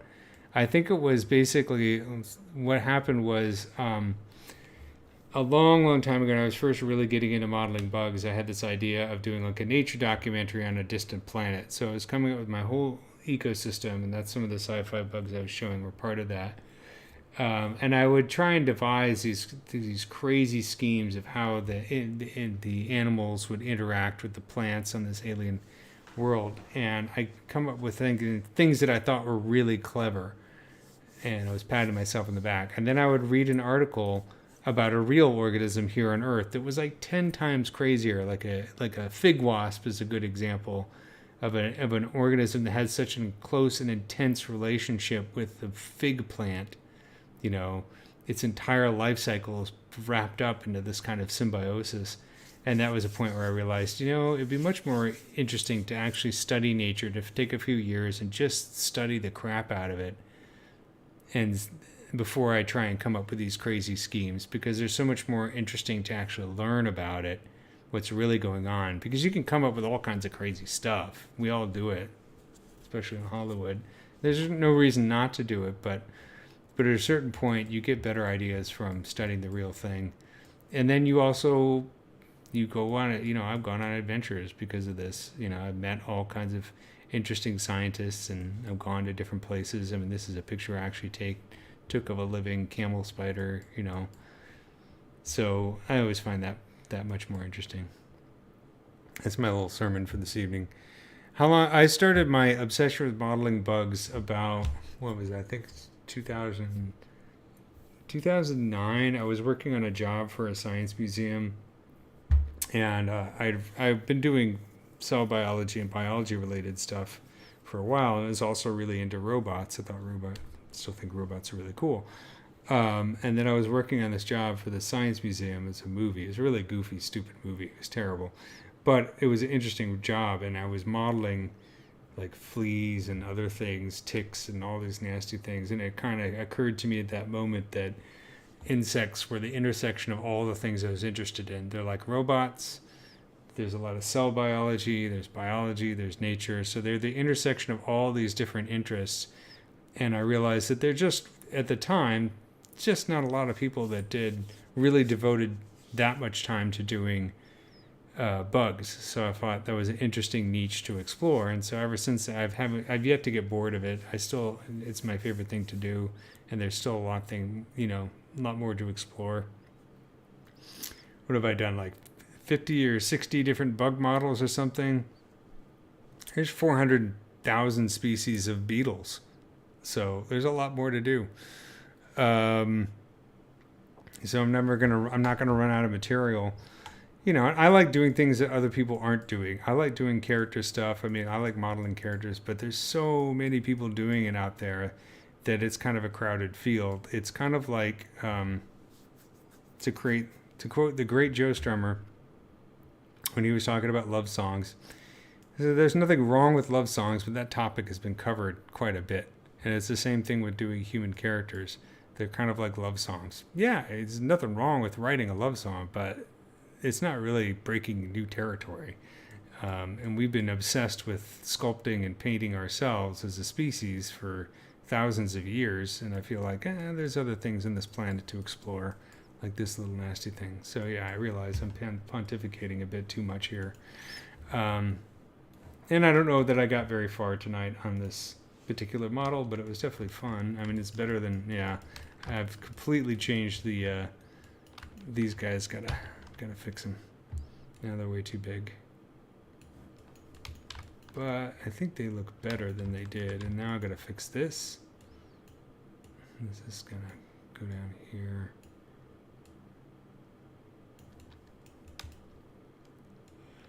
So there's some things I've got to do on that, but you know, it's fun. I enjoyed hanging out and talking with you guys, and exploring some ideas. And if you think I'm full of crap, you're entitled to have that opinion. You could be right.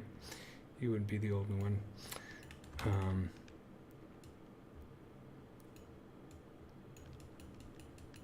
But we'll see next time if I think next time I need to, well, I'll do the bottom. I might do the bottom sort of offline and come back and maybe do an overview of some of the things I've done. So just so I can move on to some different parts, because I think this is getting a little bit too, I'm getting too obsessed with this shape zone here.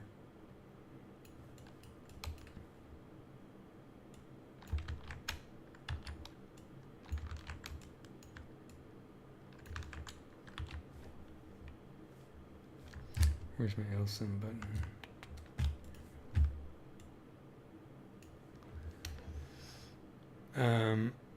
Working on bugs is more complicated than humans. I was modeling a bunch of different bugs, and then I had to model a shark, and I was like, it's so easy. A shark is just a big meat bag with teeth, you know? And there you go. You got the silhouette. You got some fins. You throw some teeth in there. They're fun to texture. The details on sharks are great. Don't get me wrong. I love sharks. But not nearly as hard as doing a beetle. A beetle is like all these different parts that kind of make your mind do backflips. Even just like, you know, this is actually an easier bug. Like this is probably, you know, I was talking most of the time tonight, so it's been a lot slower than it normally does for me. But this is much easier than doing like a housefly. Do a housefly, that face will just throw you off, man. They can really mess you up. But even doing this and just getting the forms right, that's been kind of what I've been screwing around with tonight.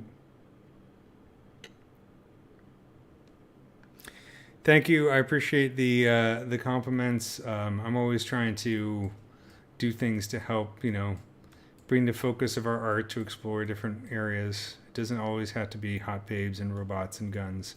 There's lots of cool stuff in nature. Even if you like terrifying things. I mean, if you like horror movies, nothing more horrific than that, you know.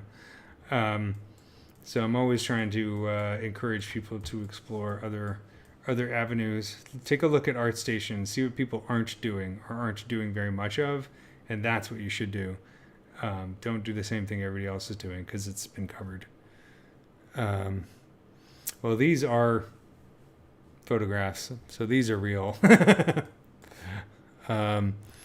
Yeah, deep sea fish are really cool. I just did an angler fish. And some other ones. I think, you know,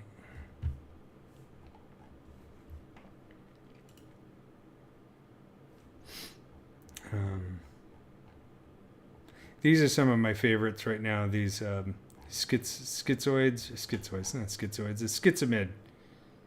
Schizomida. This is literally Draculoides bramstocaris. So this is a cool model I did for a client. So I really dig this one. It's another arachnid, but you see it's not quite like a spider, and it's not like the camel spider. It's like totally different. And then I really like pseudoscorpions and scorpions, and some of these deep sea isopods are fun. This is an anglerfish that I did. I actually did a 3D print of this. It's a fun model. And then I love anything with tentacles. And of course, I've only done one trilobite, but you know, there's thousands of species of trilobites, man. I mean, these things are insane. Look at this thing. And this thing was printed up too. It's kind of cool. Somebody else did the print on it. Now that I have a 3D printer, though, I might try printing one of these for myself. But yeah, I mean, these things ruled the earth, man, for millions of years.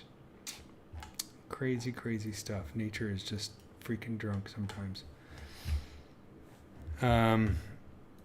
Cool. Thanks a lot for tuning in, guys. I will see you next time.